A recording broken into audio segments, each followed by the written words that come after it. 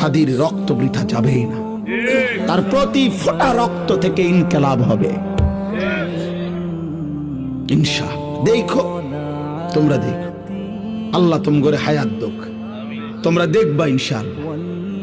তোমরা দেখবা কয়জন রে গুলি করবে দুশমন, কয়জন মৌলবীরে গুলি করবে, কয়জন দেশপ্রেমিককে গুলি করবে, কয়জন ইমানদার যুবককে। বাংলাদেশে যদি 5 কোটি যুবক হয় তো ভারতীয় বেঈমান আধিপত্যবাদী দুশ্মনরা একসাথে 5 কোটি যুবক ব্রাশফায়ার করে ফেলবে।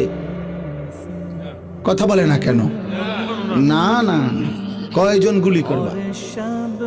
হ্যাঁ, এ কথা তো বলতেই বাধ্য হয়েছে 5ই আগস্টের পূর্বে যে স্যার গুলি করি একটা বাকি তো যায় না।